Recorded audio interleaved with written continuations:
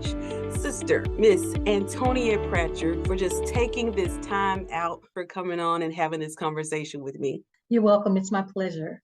So what we're going to do is just have a conversation about our shepherds, Pastors Dennis and Vernita Westbrook, as we are approaching the Pastoral Anniversary Celebration. So before we jump really deep, let's just start off the top. Why did you become a member of Greater Love Miracle Center Church? And when did that happen? Well, at the time, that was 24 years ago. And 24 years ago. And I know that for certain because my son is 24 years old. When I first visited the church, I was pregnant with him. Okay. And I wanted to be a good mother, and I knew the only way I could really do that was to give my life to the Lord. And so I really feel that the Lord led me to Greater Deliverance at the time. It was name change, yes. So I really feel that the Lord led me to Greater Deliverance, and I've been a member ever since. So your child, who is now an adult, was in the womb when you came to this ministry. Yes. Oh, that is so good. That's a lot we could talk about right there. Given that we are taking this time to reflect on our shepherds, Pastors Dennis and Vernita Westbrook, can you share with me one of the major ways that their ministry as Pastors Dennis and Vernita Westbrook has impacted your life? Certainly. One thing that really, really comes to mind is family, the importance of family, how the pastors have always recognized and celebrated family. When I came to this ministry, it was just me and my son. And my family, my natural family, I didn't have any close family members here in the city. And so my son and we were family, and I began to notice very early that a lot of the members of the church were family. And one could become lonely, but that was not the case with me because family was so celebrated and so cherished here.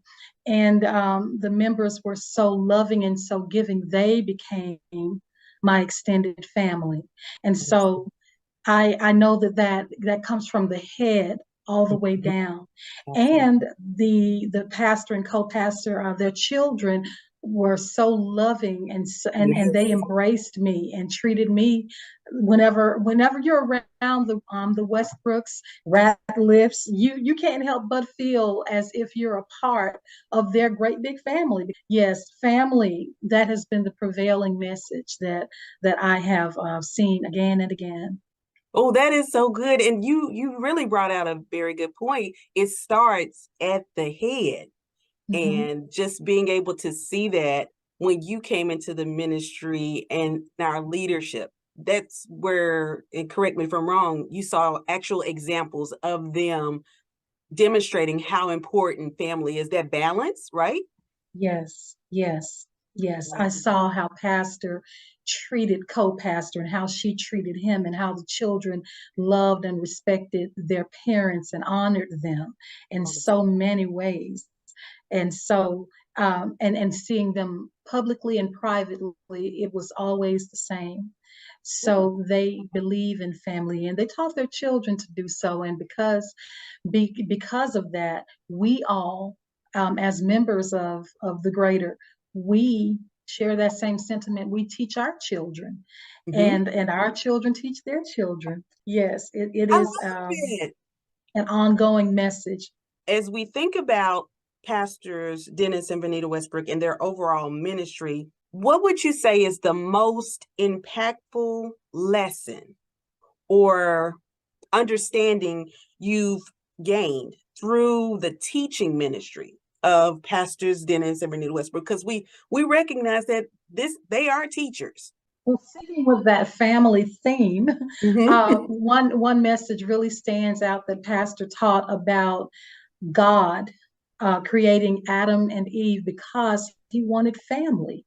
Mm, He wanted a family, and you just have to see it from my position as a very young lady, 22 years old, here without her mother, father, no siblings, coming to Christ and with the baby. right. So it could have been a very lonely experience had not the members embraced me so, and had Mm, not pastor and co-pastor, if they didn't show me love and acceptance. It could have been a very lonely situation, and I could have been in and out of the door. I wouldn't have stayed so long if the love weren't proven. And I do say proven to be real. So oh, that message about God wanting a family, it really struck home for me, because that is so true. God is a father, and yes. the true father wants a healthy family to love. And Oh, so, that's good. yeah, Well, that message really stood out to me. I'm gonna need to go back because you just said some things that I need you to dig a little more in there because I think there's even more to that.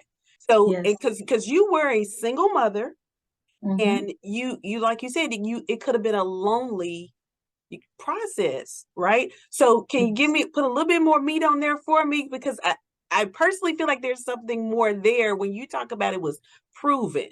Yes, it was proven. I use that word purposefully because I didn't have a husband. It was just me and my son. And I lived in what some people call the projects. And so they didn't look at me as if I was just nothing. Like Mm, some people could have discredited mhm. me and looked at me like, oh, that's just one of our little members. She lives over there. They've been to my home. The Westbrook children have been to my home, slept in my beds. Oh, that's beautiful.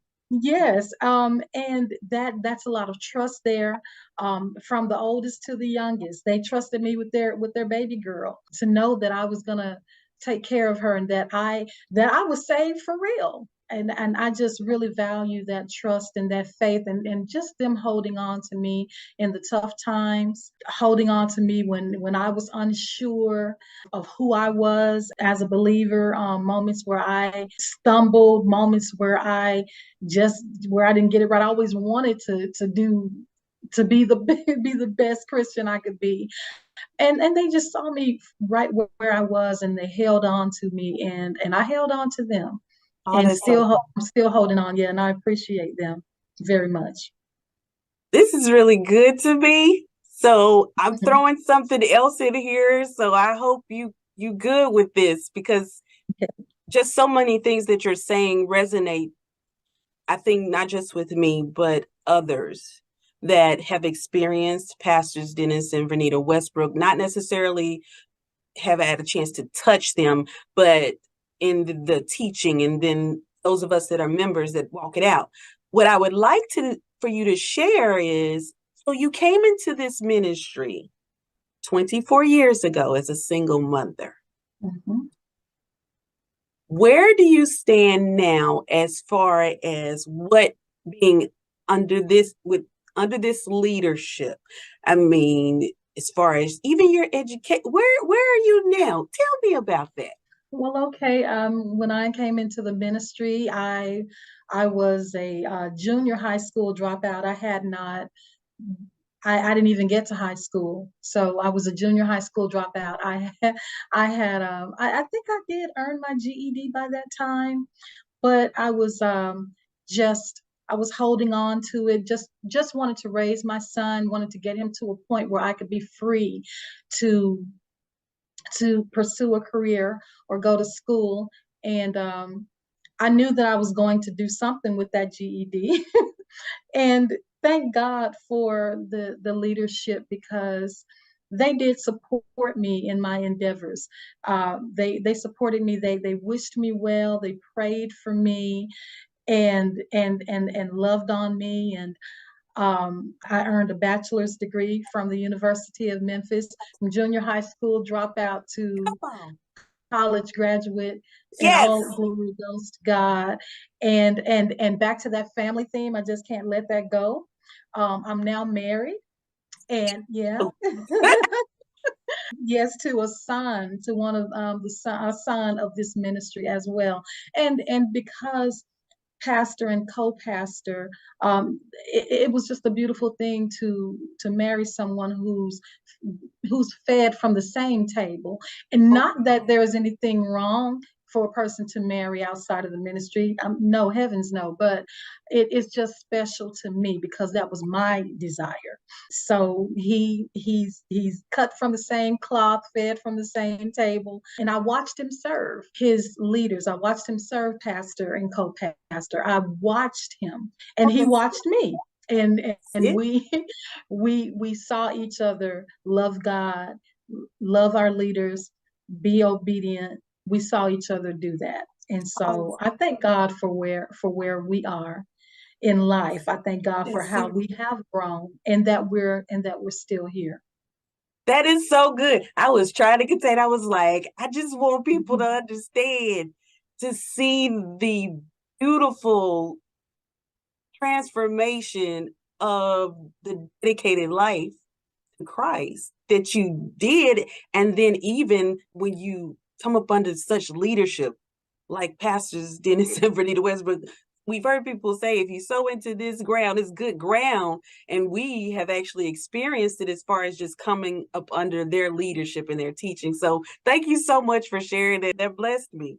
So before I close this out, at this particular time that we're doing this, 23 years as pastors, not in overall ministry, just as officially pastors, what would you like to say as a word of encouragement or gratitude to our shepherds for this moment? Pastor and co-pastor, I really thank God for you both. I thank God for your ministry. I thank God for seeing you where you are now, and seeing how you have grown, how you both have grown as leaders. I saw you before you accepted the mantle, and from what I've seen, there have been there's no change in the love. There's no change in the dedication, and and I'm watching. I'm paying attention, and you all are beautiful examples of what a father and mother in the gospel should be. And I just thank God for you both. And I just pray nothing but blessings, blessings, blessings over your lives. And may the Lord just continue to enrich you. And thank you so much for letting me be a daughter of this ministry. Oh, that's beautiful. Thank you so much. Well, this concludes it. Again, thank you from the depths of our hearts. I know pastor and co-pastor are going to feel the love when they get a chance to see this. And hopefully others will see how great our man and woman of God just by hearing of the impact they've had on your life. God bless you, Sister Antoniette Pratcher. We appreciate you. God bless you too, Sister Wonderland.